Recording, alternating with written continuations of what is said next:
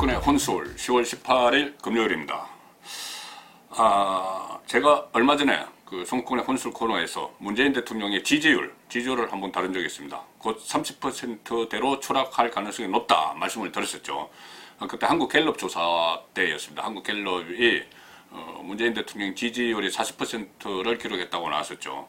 그래서 문재인 대통령이 대선 때 받은 그 득표율 41%가 무너졌다. 그 말씀을 들으면서 곧 30%대로 추락할 거다. 이렇게 말씀을 드렸었는데, 실제로 오늘 그 금요일마다 갤럽이 여론조사 결과를 발표를 하죠. 오늘 발표에서 문재인 대통령의 국정 운영에 대한 지지율 39% 나왔습니다. 39%.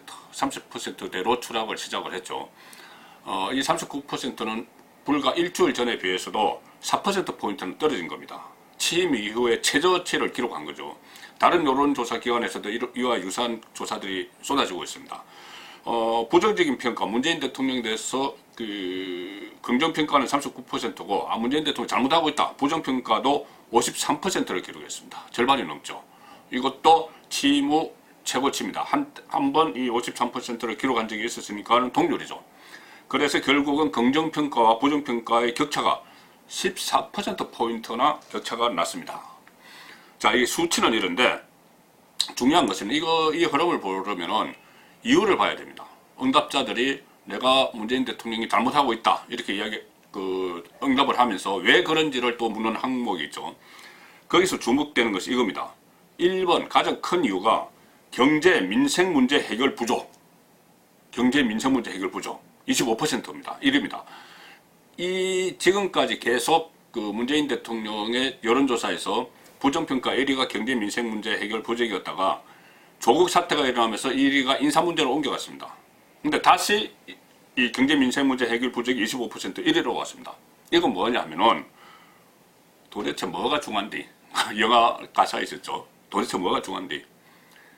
국민들이 먹고 사는 문제가 중요하지. 지금까지 하는 거를 보면 제일 처음에는 뭐 북한 문제에 모든 것을 올인하다시피 했고, 그 다음에 그것도 잘 안 되고 하니까는 일본과 또 경제전쟁까지 막 벌이고, 그러면서 죽창가, 조국, 죽창가 하면서 국민 갈라치기를 했습니다. 친일파, 반일파, 이렇게 하면서.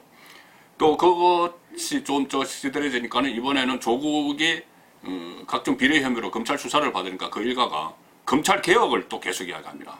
이 국민들이 먹고 살기 힘든데 검찰 개혁을 이야기하고, 북한 문제 했다가 일본 했다가 검찰 개혁하고, 도대체 국민들의 먹고 사는 문제에는 관심을 안 두니까 부정평가 1위가 경제 민생 문제 해결 부족 25% 이렇게 나온 겁니다. 그리고 그 다음 문제는 결국 다시 또 조국 문제입니다. 조국 문제에 대해서도 국민들이 굉장히 울분을 토로를 하고 있죠. 두 번째가 인사 문제, 조국 문제죠. 17%고, 또 독단적이고 일방적이고 편파적이다. 또 읽을 수 있고, 그 다음에 전반적으로 부족하다. 국론 분열, 갈등을 일으킨다.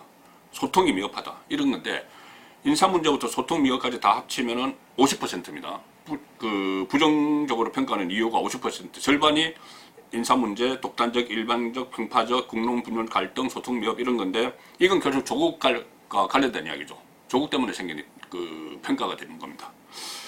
자, 그리고 또 조국 전 법무부 장관이 사퇴에 대해서 사퇴 잘한 일이다 하는 응답자가 무려 64%입니다. 64%가 잘한 일이다 하고 잘못됐다는 26%에 불과하죠.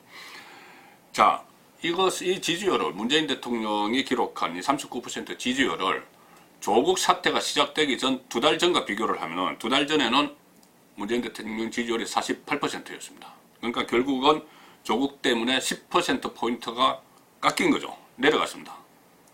자, 내려갔는데 청와대의 반응을 한번 보면은 저도 청와대 오래 출입했지만 청와대에서 여론조사가 낮게 나왔을 때, 국정운영 지지율이 낮게 나왔을 때 항상 하는 말이 있습니다. 천편일조 똑같습니다.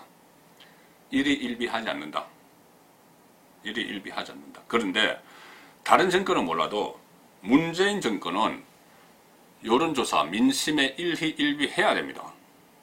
왜 그러냐면은 집권 초반부터 그런 이야기를 많이 했죠. 우리는 국민만 믿고 간다. 그리고 또 직접 민주주의까지 이야기를 했습니다. 탈원전 공론화위원회 만들어서 여론에 따라서 하겠다. 민심에 따라서 하겠다. 그런 이야기를 하면서 이른바 적폐수사, 구정권을, 보수 정권을 겨냥한 적폐수사의 명분도 국민이었습니다. 여론이었습니다. 촛불도 사실은 여론이죠. 자, 그렇게 여론에 의해서 정권을 창출을 하고 또 적폐수사 같은 것을 하면서 정권을 유지를 하고 그래왔다가 지금은 여론이 나빠지고 대통령에 대한 지지율이 낮아지니까 일희일비하지 않는다. 이렇게 이야기를 하는 겁니다. 자, 그러니까 그 이야기는 뭐냐면 지금 이렇게 국민들이 경제 민생 문제가 어렵다고 하고 인사가 잘못됐다고 하고 해도 국정 운영 기조를 바꾸지 않겠다는 이야기입니다. 일희일비하지 않는 것은 여론의 일희일비 안 하겠다는 것은 국정 운영 기조 그대로 가겠다는 겁니다. 지금까지 해왔던 2년 반 동안 해왔던 이 기조를 끝까지 가겠다는 그 독선, 독주 그런 의지를 드러낸 거죠. 자, 그런데 그렇게 정권이 지금 문재인 정권이 안심할 때가 아닙니다.